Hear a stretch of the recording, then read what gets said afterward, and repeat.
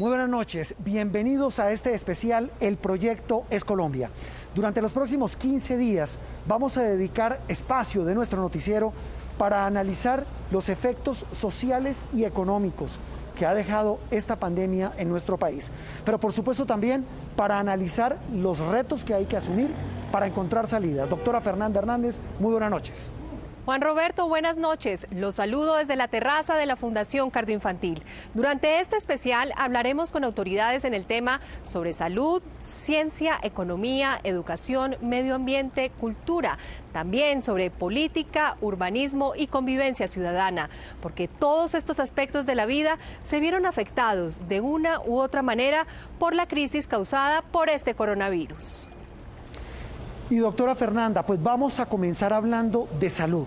Estamos aquí en la Fundación Cardioinfantil, uno de los centros asistenciales más importantes de América Latina y líder en medicina cardiovascular. Eso que ustedes ven es un puesto ampliado de urgencias que fue adaptado por este centro asistencial para recibir pacientes y verificar cuál de ellos tiene finalmente COVID-19. Y es que las clínicas y hospitales se convirtieron en epicentro para hacerle frente al virus. La prioridad al inicio de la pandemia fue proteger la vida, cuidar la salud con el aislamiento preventivo obligatorio, una medida que pretendía que el país, por supuesto, el sistema de salud y todos estuviéramos mejor preparados. De esta manera, aumentó la capacidad de las unidades de cuidados intensivos y creció de manera significativa el número de pruebas que se realizan a diario. Sin embargo, doctora Fernanda, la pandemia desnudó abiertamente las falencias de nuestro sistema de salud, muchas de ellas sobrediagnosticadas y en la mayoría sin solución. Desde marzo de este año, el panorama que muchos empezamos a ver fue este.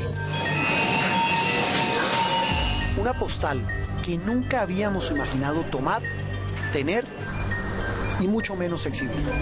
De un momento a otro, un virus nos hizo ver tan vulnerables, tan frágiles, tan humanos y tan llenos de miedo a lo desconocido. Era como si la humanidad, acostumbrada a vivir a gran velocidad y a tener el control de todo, lo perdiera en cuestión de instantes. Hemos evaluado que el COVID-19 puede ser considerado como una pandemia. Sin embargo, esa alerta que se desató a miles de kilómetros de nuestro entorno parecía en un comienzo no solo lejana, sino imposible de que nos tocara. Organización Mundial de Salud clasifica coronavirus como pandemia. Primer caso hoy en la Argentina de coronavirus. Primeros casos de COVID-19 en México. El COVID-19 ha llegado al Perú. Pero finalmente nos tocó. Se trata de una joven de 19 años proveniente de Milán. El 6 de marzo de este año 2020, el que muchos quieren mandar al olvido, el Ministerio de Salud reportó el primer caso confirmado de COVID-19 en el país.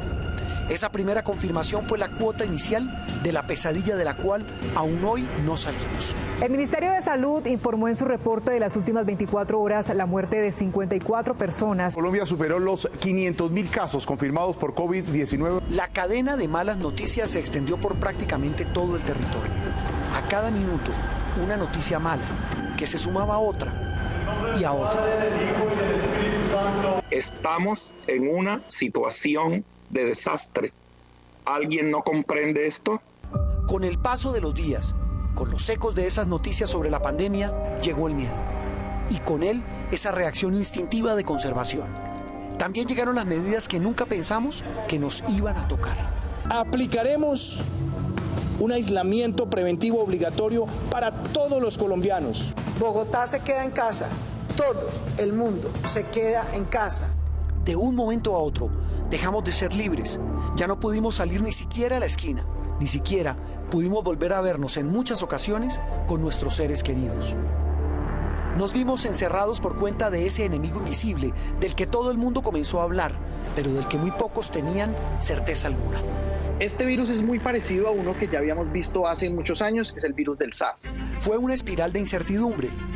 ¿Quién iba a pensar que de un momento a otro, ni las obligaciones laborales o académicas que tanto nos agobian y nos hacen salir a eternos trancones, congestiones, filas, trámites, compras, se esfumarían como por arte de magia? Una magia macabra que nos aterrorizó y nos llevó a la fuerza a confinarnos y a escondernos de un virus. Y con el encierro llegó la ruina económica. Fue una tormenta perfecta de caos, miedo, quiebra, agonía y depresión. Todo por culpa de un virus que prácticamente nos acorraló. Tenemos que levantarnos cada día y sacar fuerzas de donde no hay para enfrentarnos a una situación potencialmente letal. Mientras tanto, esta postal, ¿se acuerdan? Cada vez se volvió más viral, más común y de la que tanto hemos hablado por meses. Considero que si Dios me puso en este momento acá, es porque soy su herramienta. Y solamente a través de ella es como yo puedo brindar mi trabajo. Espero que ustedes lo puedan entender. Esto es muy heavy. Es que a mí sí se me murieron niños. Nos pusimos de un día para otro, de tú a tú con los médicos, con el mundo científico, como si todos supiéramos de un virus misterioso que llegó de China. El virus que era del animal, ahora es un virus de hombre. Apareció uno nuevo en el 2003 que se llamó el SARS. Antes de que llegue una epidemia tenemos que hacer la prevención. En un abrir y cerrar de ojos, el miedo a ser tan vulnerable nos hizo entender que quienes trabajan en el sector de la salud hacían parte de la que tanto mencionamos como la primera línea de esa batalla por nuestras vidas.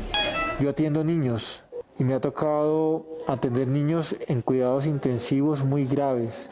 Es un poco difícil estar con todo esto por más de 18, 24 horas. Con semejante reflector encima, la salud volvió a estar en el primer lugar de la atención de los colombianos. Todos hablábamos de eso, de síntomas, de UCI, de urgencias. Con cada día que pasaba, las escenas se repetían una y otra vez en cada rincón de Colombia. Los hospitales concentraban la atención nacional. Unos con médicos y demás personal de salud, otros con muy pocos de esos héroes y con las uñas, como gatos patas arriba, enfrentándose a ese enemigo inmisericordia, invisible e incontrolable. Casi que aruñando, sí, están con las uñas, pues por la incapacidad que tenemos al momento de la obtención de los recursos necesarios. Esa guerra dejó tendido a más de un miembro de ese batallón por la vida. Eran médicos, enfermeras, bacteriólogos, paramédicos. Todos siempre habían estado ahí, anónimos, ocultos en la maraña de nuestra cotidianidad, y no nos habíamos dado cuenta de su enorme valor, de su vocación y del sacrificio que muchos hacen para trabajar en medio de enormes dificultades. Y es que la pandemia nos puso de nuevo a pensar en el sistema de salud que tenemos, ese del que tanto hablamos, la gran mayoría de veces para criticarlo, y que tiene características que lo hacen muy especial. Lo más grave de toda esta cuestión, un año, digámoslo así, del destape de la tragedia de la salud en Colombia por causa de la pandemia. ¿Y cuál es la eterna tragedia? Un informe del Banco Mundial tal vez resume en buena medida el drama. Según el reporte, desde hace 27 años Colombia ha logrado aumentar de manera importante la cobertura en la atención de salud en todos los rincones de nuestra geografía. Pero el mismo informe advierte que la calidad de esa atención es su gran talón de Aquiles. Por ejemplo, el reporte refiere a un estudio de la Comisión de Salud Global de Lancet en el que se revelan varias cifras.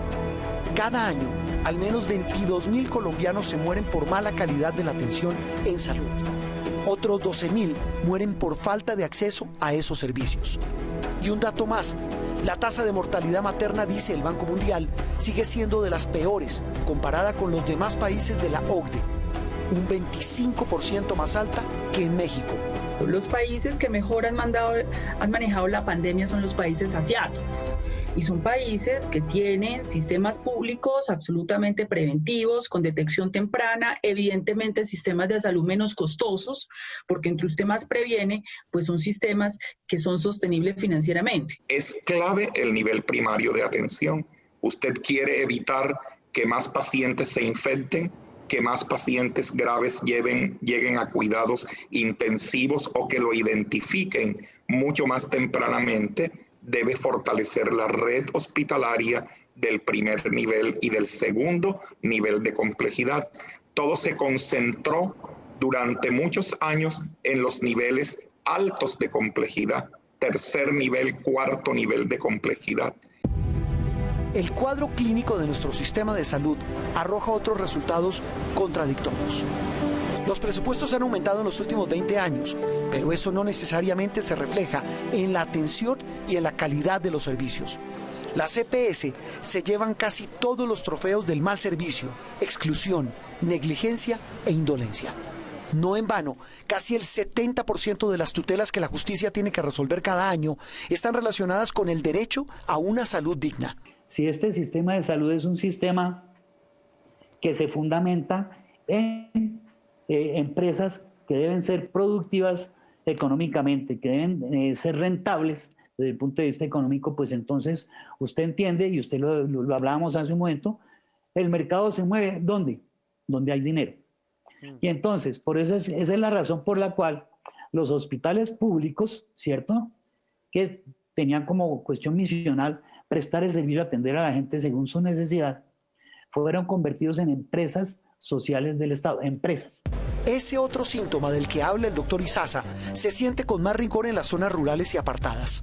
Hay un enorme bache entre los centros asistenciales de las capitales y grandes ciudades del país y los de otras regiones de Colombia. Este, por ejemplo, es el Hospital San Francisco de Asís en Quibdó, Chocó. Este es el Hospital de San Andrés, justo días antes del pasado huracán Iota.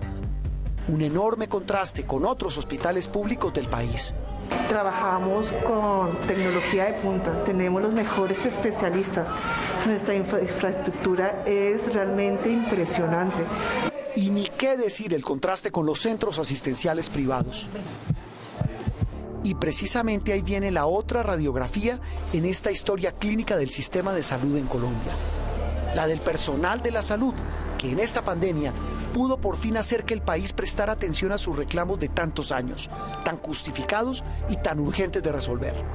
Acá en el hospital, más que todo lo que ha sido el transporte, la falta de insumos, que muchas veces tenemos que trabajar con las garras, con lo que sea. Aproximadamente son 120.000 médicos en el país, el 75-80% son médicos generales y los demás somos médicos especialistas.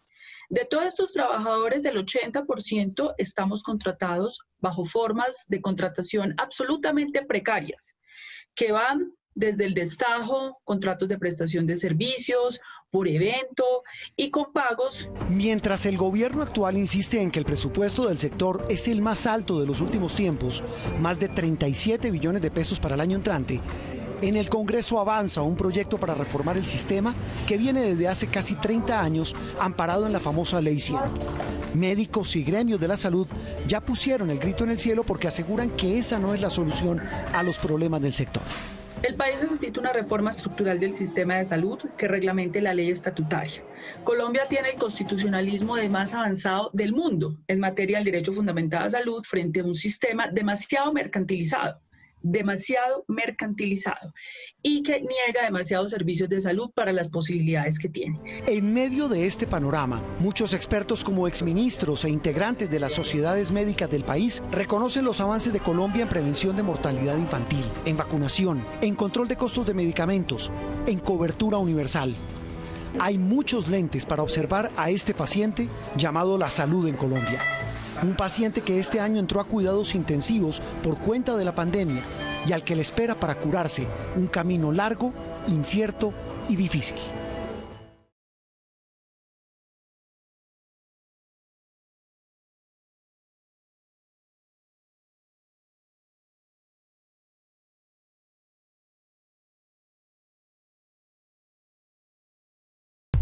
La pobreza oculta escapa a los estratos sociales según los investigadores.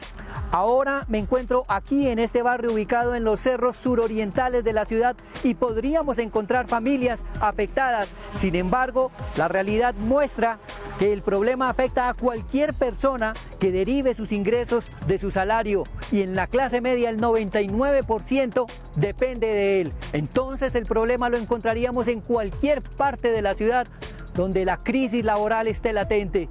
Y todos sabemos que en estos tiempos de pandemia eso puede ocurrir en cualquier parte.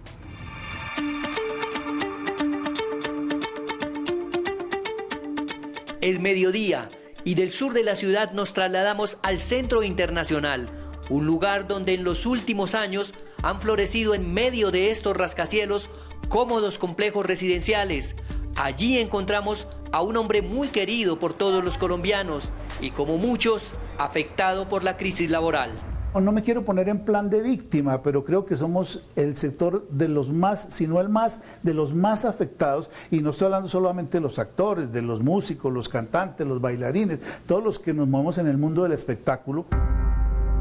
Un espectáculo en que las estrellas brillan, pero la procesión va por dentro.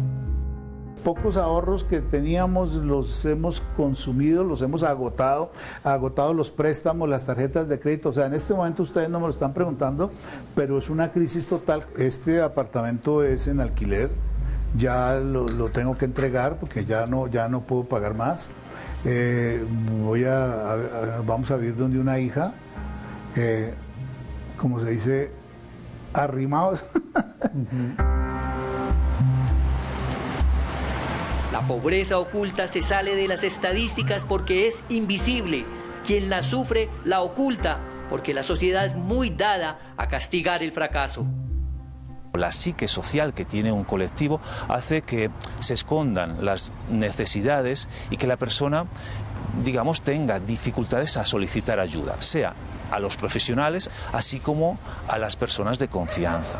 Fundamentalmente porque está castigado la persona que fracasa. Una clase media gravemente herida es una hecatombe que va a producir un retroceso de por lo menos una década en materia de lucha contra la pobreza, sostienen los expertos. Eso es un retroceso enorme, sobre todo por lo difícil que es reducir la pobreza. O sea, lo que le cuesta al país reducir la pobreza, como les digo, 20 años para reducir de 45, 50% a 30%. Y en 3 meses echamos para atrás 10 años. En Colombia existen 2 indicadores oficiales para la medición de la pobreza. La pobreza monetaria, que mide el porcentaje de la población que no cuenta con los ingresos mensuales para cubrir sus necesidades básicas. El límite ha sido tasado en 327.674 pesos. Y la pobreza multidimensional, que mide los hogares con privaciones en 5 dimensiones de bienestar básico: educación, salud, trabajo, condiciones de la niñez y vivienda y servicios públicos. En este cuadro publicado por el DANE muestra que en el 2010, en materia de pobreza multidimensional, estábamos en el 30.4%.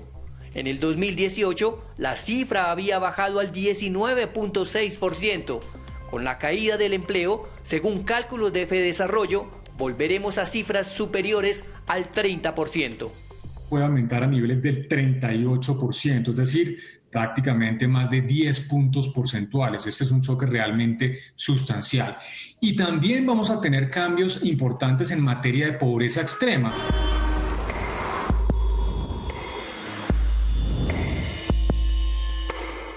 Y no hay que ir muy lejos para encontrarla. En el corazón de la ciudad, estas banderas rojas anuncian la angustiante situación que vive una comunidad acorralada por las necesidades y que decidió internarse en un bosque muy cerca al emblemático Cerro de Monserrate. Allí, en medio de estas humildes viviendas, encontramos a Ramiro. Pues yo vivo aquí, señores, mire, pueden entrar y pueden mirar, vean. ¿Qué es aquí? En la cama. No hay mejor comida como cocinarla con leña. Ramiro, ¿de dónde cogiste el agua? Cuénteme por qué. No, yo cojo el agua en el río. Sí, allá yo como hay un pocito, entonces yo meto en la cama y lo lleno. Y me vengo de allá para acá. Ahí ven, no la traigo yo no, porque eso me pesa mucho. Sin servicios públicos se inventaron su vida, más difícil en tiempos de pandemia. Su vecino es John Alexander Espino. Hay necesidades por la cuarentena que pasó, pues el alimento, pues ya me toca salir a trabajar para tener mi propio alimento, cocinar, allá tengo el baño, allá me baño.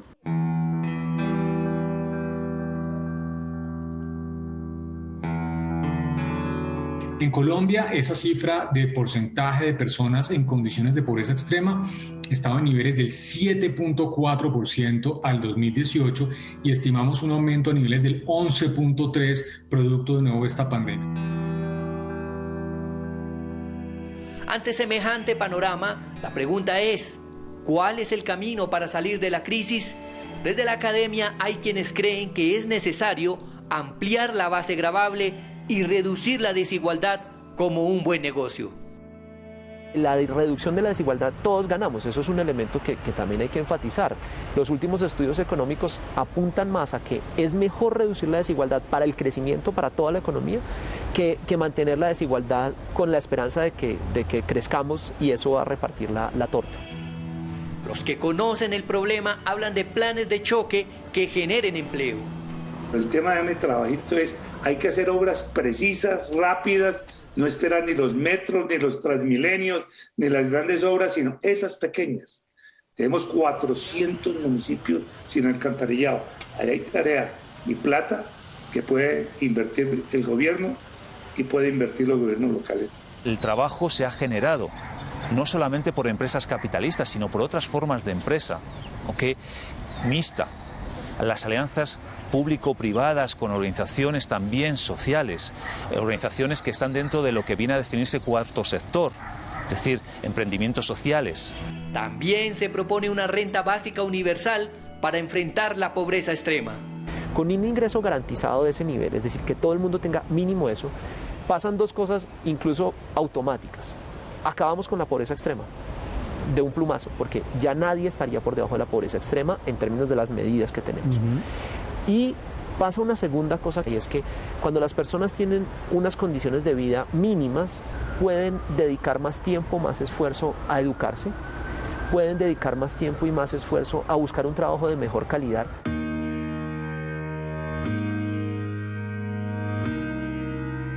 Cae la tarde en la vereda Los Cerezos, en las faldas de Monserrate.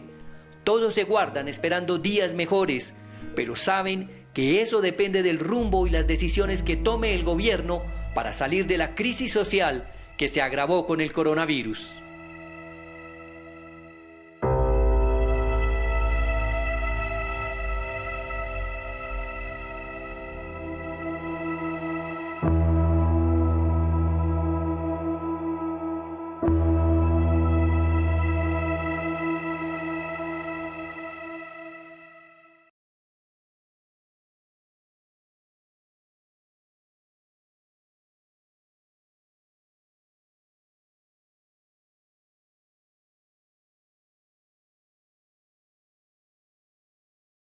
La pandemia puso sobre el tapete una realidad muy dolorosa, la enorme brecha que hay entre la educación urbana y la educación rural. Esa brecha se puede medir en términos de deserción escolar. Escuchen este dato, de cada 100 niños que entran a primero de primaria en el campo, tan solo 5 logran graduarse de bachillerato. Juan David Laverde le midió el pulso al tema de la educación rural. Encontró ejemplos maravillosos de profesores que trabajan con las uñas y de alumnos que sueñan en grande en medio de enormes dificultades.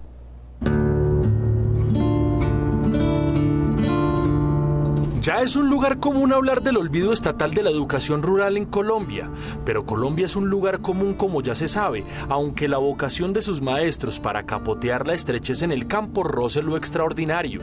Ahí están, por ejemplo, como dos figuras mitológicas en plena pandemia, a contracorriente del internet que escasea o de las trochas que apenas encuentran caminos, los profesores Santiago Duque y Diana Patricia Rojas. Tenemos de todas las áreas geográficas de la cuenca amazónica. Algunos vienen de veredas o de regiones apartadas.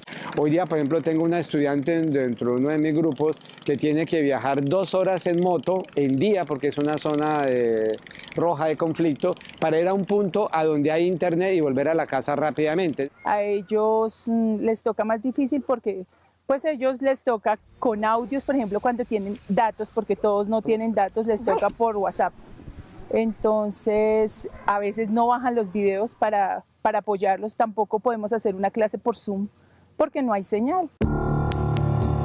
Las cifras de la realidad educativa en la ruralidad son apabullantes. Estamos hablando de casi 2 millones de estudiantes, algo así como todos los habitantes de Cali y algo más. El educador Julián de Subiría no se pone con rodeos.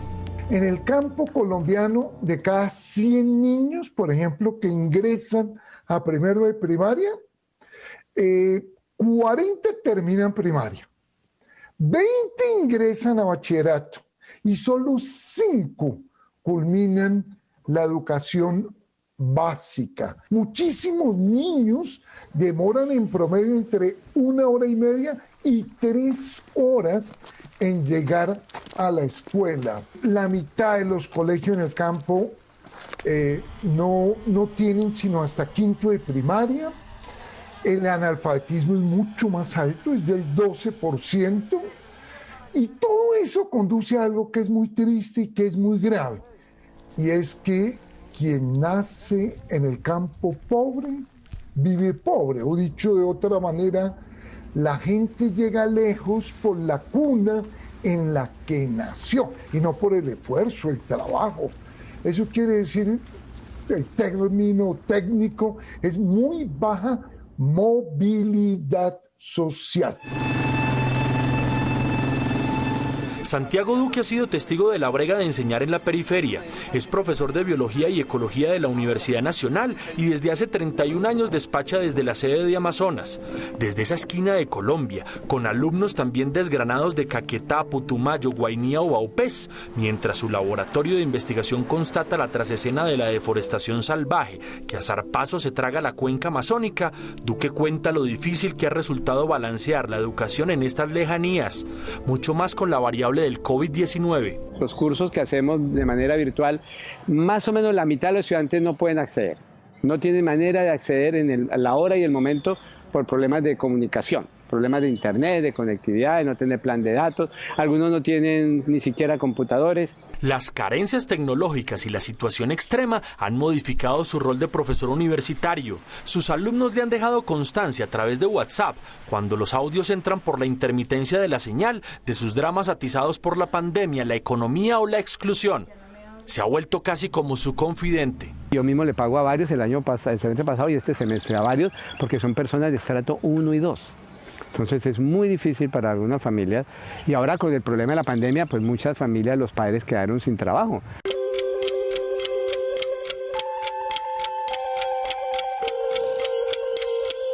Ser optimista en momentos como este no es fácil. No es fácil porque hay una evidencia de depresión económica, de depresión psicológica, de depresión en todo el sentido de la palabra. Pero entonces uno se pregunta, ok, ¿qué hago con eso? Ahí tengo esa realidad que no puedo taparla, ¿cierto? ¿Qué hago? Yo tengo dos opciones, o me deprimo con ella o busco salir para adelante. Pero esto tiene algo que yo veo de positivo. Esto ha endurecido la fortaleza del ser humano. Esto fortalece la capacidad de resistencia, esto fortalece la capacidad de resiliencia. Y eso es lo que tenemos que aprovechar en la juventud. Decirle, a ustedes les tocó algo que a nosotros no nos tocó. Nunca. Las reflexiones del rector del externado, Juan Carlos Henao. Su invitación es que nos sacudamos la pesadumbre y que no seamos rehenes de una circunstancia adversa, sino protagonistas de la solución. La virtualidad educativa, con todos sus más y sus menos, ha sido una revolución. Dos hipótesis son derechos individuales en derecho colombiano. La educación virtual es asincrónica y atemporal y no tiene espacio. O sea, esa es la diferencia. Usted en educación, remota, usted puede tomar el curso estando en la China o estando en Chubachoque. Da exactamente lo mismo. El problema es que la conectividad resulta escasa en la periferia, ya no digamos en la selva profunda del Catatumbo o el Putumayo, sino a 2 horas de Bogotá, en las veredas que circundan la imponente represa del Neusa en Cundinamarca. La profesora Diana Patricia Rojas lleva ya muchos años dando clases en esta escuela rural de Cogua.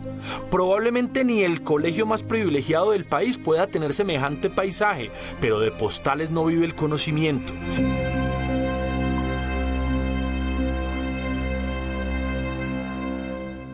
Esperamos, trabajemos hoy con gusto. Si tienen alguna duda, saben que estoy aquí pendiente de ustedes. Diana no se queja, más bien resuelve. Desde su casa en Zipaquirá, monitorea los avances de sus niños de primero a quinto de primaria, administra como puede sus clases a través de audios de WhatsApp y cada mes emprende un recorrido serpenteando estas montañas para llevarles las guías de estudio a sus alumnos de casa en casa. La acompañamos en esa travesía que dura un día completo. Padres e hijos la ven venir a lo lejos, salen a recibirla en la carretera y es como si el Estado tocara sus puertas. Don Carlos, las guías, este es el trabajo. Muchísimas gracias. Nosotros hemos visto el esfuerzo que ella va más allá de lo que es un profesor, porque ella está muy pendiente de sus niños, sí. Hay momentos en los cuales ella, diría yo, se pasa. Este es el Día del Amor y la Amistad para Laurita. Gracias. ¿Cómo le ha ido por allá? ¿Bien? Sí, señora. Ah, bueno, me alegra. La ruta que hace la profe es admirable. Bastante admirable porque no cualquiera se le mide, empezando por la distancia. Saber que a ella le toca a su bolsillo pues sacar su plata, venir a hacer la ruta, sacar su tiempo. No es fácil y más arriesgando su vida porque obviamente ella está en la ciudad, nosotros aquí en el campo. Internet o señal casi no hay en estas tierras, pero sí creatividad. Cuando no les entra, entonces ponemos una hora exacta donde yo voy a llamar al papá, el papá sale a la montaña o al lugar donde va a coger señal, yo lo llamo y le explico. Entonces le digo, ubíquese en la parte derecha donde está el dibujo, tal, ahí, y le empiezo a explicar el tema.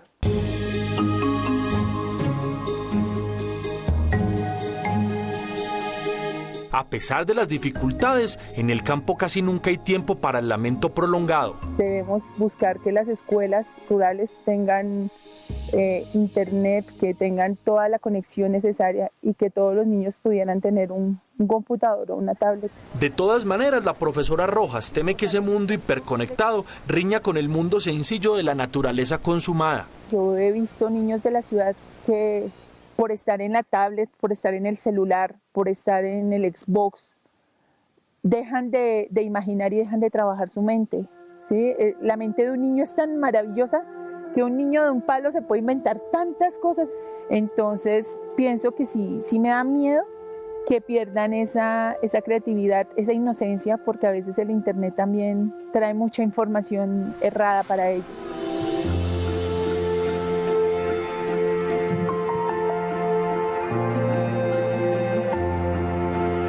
Ella es consciente de la brecha entre la educación rural y la urbana, pero le resulta admirable, por ejemplo, que por aquí nadie aguante hambre o que cada vez que lleva sus guías de finca en finca se devuelva a Zipaquirá con el carro repleto de papas, arvejas o cilantro.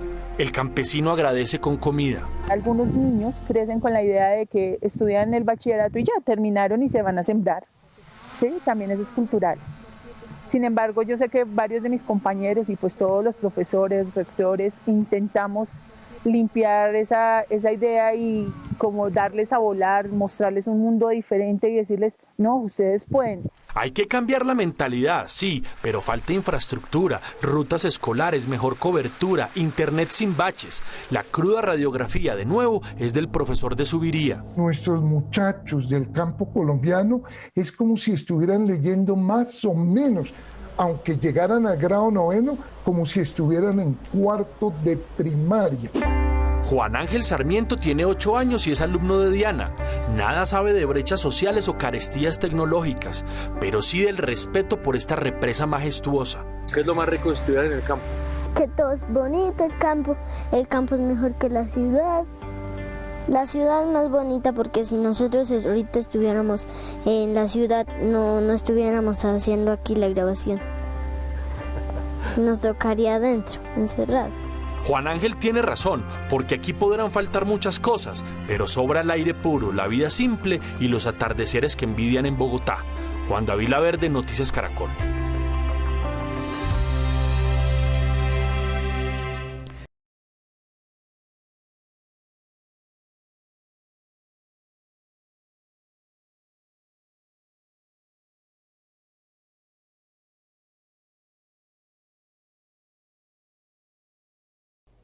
Muy buenas noches, bienvenidos a una nueva entrega de nuestro especial El Proyecto es Colombia. Estamos hoy en el Salón Boyacá del Congreso de la República para hablar de la nueva política que nos imponen los tiempos del coronavirus. La participación, el diálogo, el ejercicio de los derechos y las libertades son la esencia de la democracia. Me acompaña hoy María Alejandra Villamizar. María Alejandra, buenas noches. Juan Roberto, buenas noches. La pandemia puso a prueba la esencia de la democracia, como usted lo dice. Nuestros gobernantes debieron acudir a medidas de excepción, tuvieron que revivir medidas como el toque de queda, gobernaron por decreto. Evitar el contagio y controlar a los ciudadanos, poner a salvaguarda su salud, primó sobre otros derechos. ¿Qué tan profunda es la huella que deja el COVID-19 en la democracia? ¿Cómo están gobernando nuestros mandatarios? ¿Con confianza o con el miedo? María Alejandra buscó respuestas.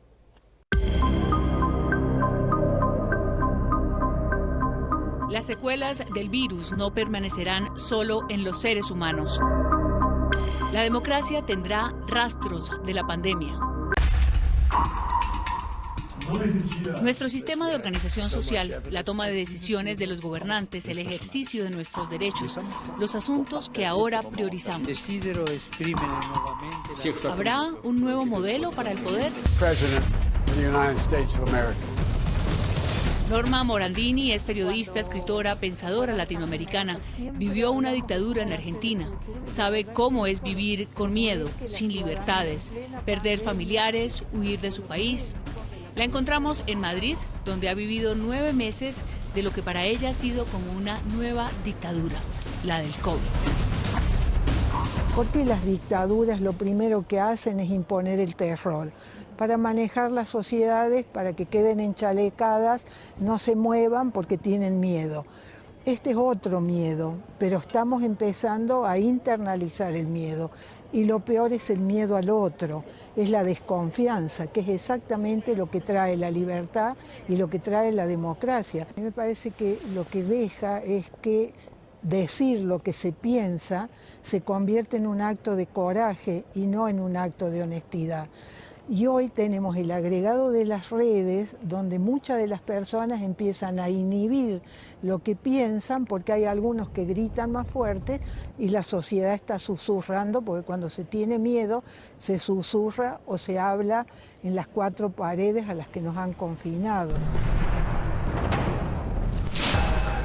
Confinados los ciudadanos, asustados por la muerte, en los palacios de gobierno comenzaron a firmarse decretos sin parar. Todos los líderes del mundo adoptaron medidas inéditas y entonces se disparó una alarma adicional al contagio. Uno de los temas que se ha puesto sobre la mesa en todas las discusiones es el tema de la COVID-democracia. Obviamente es mucho más fácil gobernar a través de mandatos autoritarios que a través de consensos democráticos ciudadanos. ¿Qué es lo que nos trajo toda la primera etapa de la pandemia? El ADN autoritario pareciera que se despertó. ¿Cuál es la respuesta a la ciudadanía cuando empieza a entender realmente cuáles son las medidas, cuál es la profundidad de la crisis, cuáles son las restricciones de los derechos? ¿COVID, democracia? ¿Acaso puede una pandemia dejar huella en un sistema de gobierno?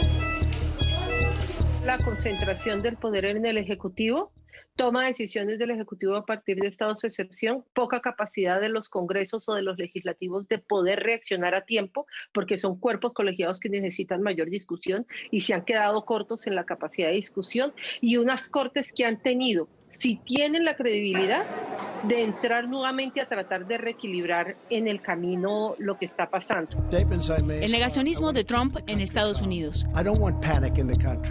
Las iglesias de Bolsonaro. Las erráticas salidas de Boris Johnson. Las incógnitas arrogantes de China. Las incongruencias en México y en Argentina. De manera gratuita. La ingobernabilidad de España. Debemos adoptar las medidas necesarias. El sorpresivo y ahora permanente programa de televisión de Iván Duque. Para enfrentar el COVID-19. ¿Por qué camino irán a ir estos nuevos líderes después de la pandemia? ¿Por el miedo o por la confianza? Y me parece que los dirigentes políticos han sido atropellados como hemos sido atropellados todos. Y me parece que las respuestas que están dando desdicen la gravedad que nos enuncian. Entonces yo creo que en esta tensión entre una ciudadanía que va a tener que aprender a reclamar los derechos que está entregando voluntariamente porque tiene miedo, y que los gobernantes están siendo puestos a prueba porque así como han gobernado la pandemia, no se puede seguir gobernando.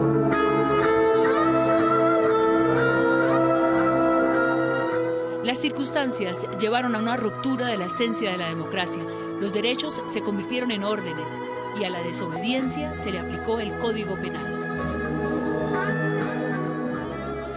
Aquí hay algo fundamental, María Alejandra, y es que la democracia tiene que soportar las mayores crisis. La democracia no es para los momentos normales. a mayor crisis, a mayor necesidad que hay, mayores escenarios de diálogo tienen que haber, porque la decisión de salir conjuntos de un mismo escenario crítico es de los ciudadanos. Las medidas autoritarias lo único que nos llevan es a cerrar las posibilidades de diálogo y obviamente a la imposibilidad de poder salir de estas crisis. Yo no creo que haya una situación más grave de la que ha habido en los últimos años en materia de liderazgo y de conexión entre los gobernantes y la ciudadanía. Yo creo que lo que ocurre es algo distinto. Yo no creo que el COVID haya hecho una ruptura en la conexión. Yo creo que la ruptura viene de más atrás, viene de unos años anteriores. Lo que sí es cierto es que las decisiones de los líderes han afectado las libertades individuales. ¡Nos quieren quitar la libertad! Esas libertades y derechos eran el reclamo de los ciudadanos en las calles justo antes del virus. ¡Falsa pandemia! ¡Falso positivo! El ansia de participación abrió un camino que se estrelló con el encierro. ¡Quitémonos la mascarilla! Pero las demandas no se esfumaron. Eso es lo que mata a la gente, las torres 5G. Y ahora es cuando tramitarlas es una oportunidad para solventar la crisis. Me han cortado mi libertad, yo tengo 62 años, he vivido con Franco, he vivido con terroristas, jamás me he sentido tan oprimida como ahora. Creo que todos los ciudadanos del mundo en este momento tenemos unas preocupaciones que son similares, que son más o menos las mismas. Sin embargo, los mecanismos que tenemos de comunicación con nuestras autoridades están de alguna manera, o con los liderazgos políticos en general, están un poco agotadas. Creo que es realmente el empoderar a la ciudadanía con temas que dejan de ser agenda de gobierno, sino que ya son agenda país, y es lo que también cruza las fronteras. O sea, hoy día yo no conozco un país donde la gente esté contenta con su gobierno.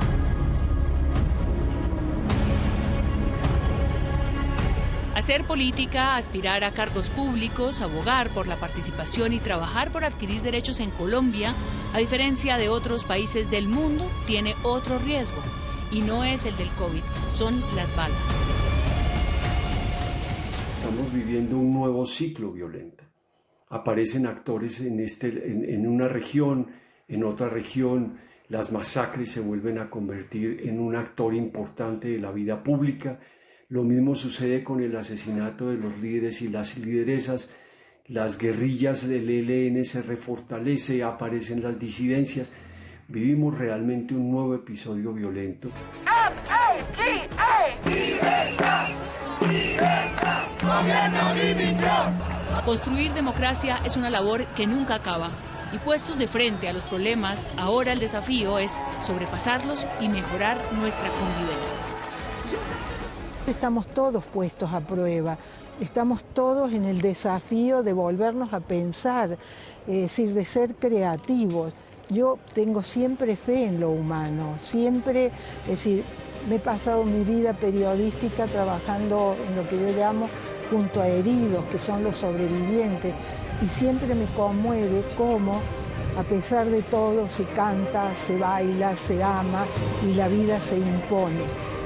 Por eso, a lo que le tengo temor es al temor. ¡El virus es el miedo! ¡El virus es el miedo!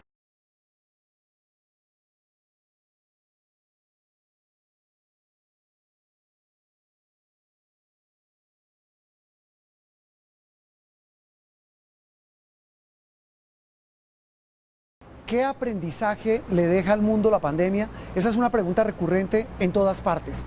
Cada nación se la jugó a su manera para enfrentar el virus del COVID-19, unos más acertadamente que otros. Margarita recogió impresiones con analistas de varias de las naciones más golpeadas por esta pandemia para intentar encontrar respuestas a ese interrogante. Así fue, Juan Roberto. Encontré voces autorizadas en Brasil, México, Estados Unidos y España, donde los líderes se convirtieron en protagonistas positivos o negativos en la lucha en contra de la propagación del virus.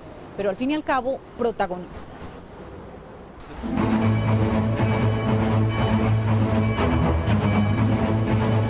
El liderazgo mundial puesto a prueba. Todo este tiempo hemos actuado con apertura, transparencia y responsabilidad. Esta es una situación especial. Haremos lo que sea necesario. Tomaremos los pasos necesarios y razonables para prepararnos para este brote. Todos ante el mismo desafío, obligados a enfrentarlo. Cada uno con su propio talante, sus convicciones y sus prejuicios. Lo del coronavirus, eso de que no se puede uno abrazar. Hay que abrazarse. No pasa nada. Nada sentiría. No sentiría nada, o sería como mucho una gripecita o un resfriadito.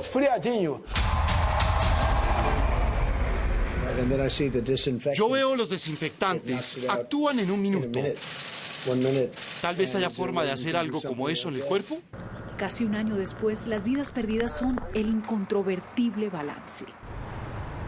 Estados Unidos, Brasil, India, México y Reino Unido son los 5 países que han puesto la mayor cuota de víctimas.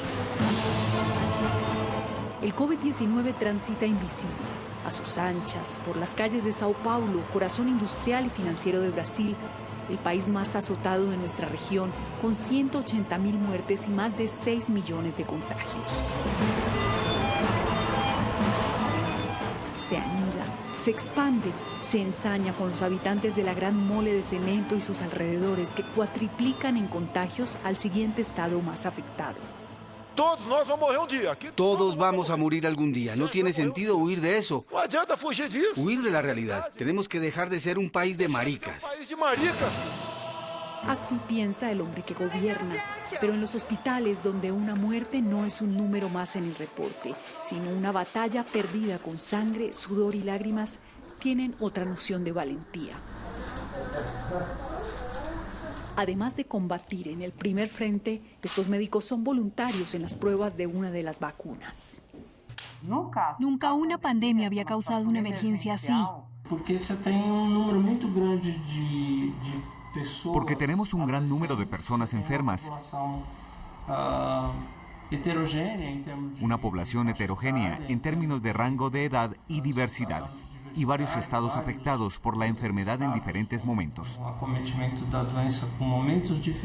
Una diversidad y una magnitud que son condena y salvación al mismo tiempo. La tragedia fue muy grande en el norte del país. Así lo considera Silvia Colombo, corresponsal para América Latina del diario Folha de Sao Paulo. Brasil es un país con una escala geográfica continental. Es un país muy grande, es un país muy diverso, muy desigual. La Justicia Suprema de Brasil entregó la autonomía de lidiar con la pandemia a los gobernadores, o sea, a las autoridades regionales. Y con eso, algunas provincias, estados o departamentos, como quieras llamar, tuvieron una performance distinta de la otra. Así que cada región tiene una realidad distinta. Conocimos la tormenta en Manaus, Amazonas, por falta de recursos. Ahí, como en buena parte del país, después de un periodo de descenso, las cifras vuelven a crecer. ¿Está pasando factura la reapertura precipitada?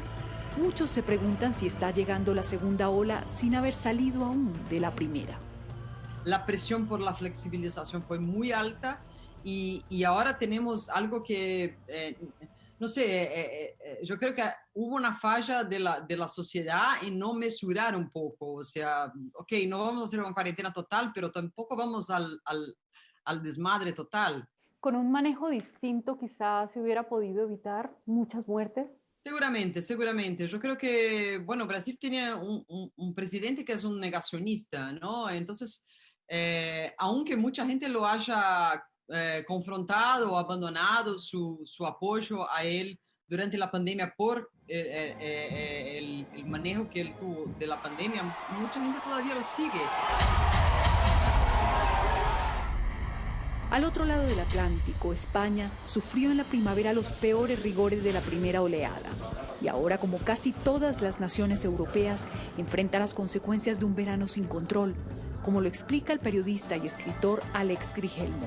Nos hemos equivocado, o se han equivocado quienes nos gobiernan, en 2 ocasiones. En la primera oleada por improvisación, y eso es disculpable porque a todo el mundo lo tomó por sorpresa y en esta segunda oleada por irresponsabilidad. No se han adoptado las medidas pertinentes y se ha protegido más la economía que la salud. Pese a ello, la economía está en crisis y la pobreza se enquista en España. Se siente todos los días en este banco de alimentos de Málaga, donde se duplicaron las personas que piden asistencia. Mucha gente que viene pidiendo comida, que tienen niños chicos saqueados sin trabajo, vienen los padres llorando, las madres también, y te da pena. A mí me hace falta la lágrima, porque la cosa está complicada. A inicios del 2020, ya el 25% de la población, unos 12 millones de personas, estaban en riesgo de pobreza o de exclusión social. La pandemia lo agravó. Entonces, toda crisis económica, todo aumento de la pobreza es malo políticamente, es malo para la democracia. ¿Es usted optimista sobre lo que nos espera para el próximo año? En el sistema político no hay nada que permita ser optimista. En el terreno científico sí, pero los políticos pueden estropear los avances de la ciencia con una mala organización y una mala gestión de la administración de las vacunas, igual que se ha producido una mala gestión de los consejos que han aportado los científicos.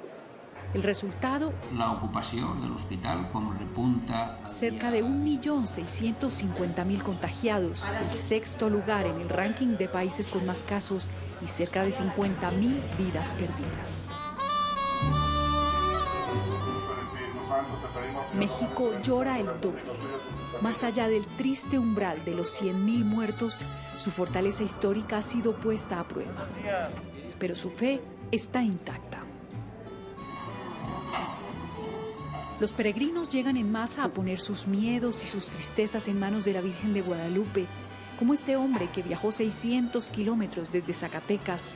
Se encontró con la noticia de que el 12 de diciembre no habrá fiesta a la patrona de América. Es triste, me da tristeza, pero lo podemos hacer en casa, podemos hacer ahí reunidos desde ahí a ella para procurar o hacer todo lo posible de salirnos de este problema de salud que tenemos. La pandemia, que todo lo cambió, también impuso la virtualidad en la que suele ser una fiesta multitudinaria. Bien las medidas que se están tomando porque hasta ahorita pues la cantidad de fallecidos pues es muy alta. Y es que México ha pasado por todas las etapas. Del escepticismo inicial del presidente Andrés Manuel López Obrador. Yo les voy a decir, cuando no salgan. A las medidas severas. Respire profundo. Eso. Y como lo explica el periodista Javier Alatorre, el camino no está claro. Vamos a poner sobre la mesa si esas acciones, si esos llamados y si la estrategia sanitaria pudo haber sido de otra manera. Pero hoy estamos todavía tratando, como dice el presidente, de domar la pandemia y no lo hemos logrado. Al gobierno de AMLO, la pandemia lo sorprendió en plena purga del sistema de salud, evaluando cómo fortalecer la infraestructura y, sobre todo, cómo tratar de frenar la corrupción. Y entonces te encuentras con que no tenían los elementos necesarios o suficientes. Una reflexión muy dura de cómo se había construido un sistema público de salud, y una lección muy dura de que politizar o llevar a estos temas tan sensibles a la arena electoral no nos deja, no nos lleva a buen puerto.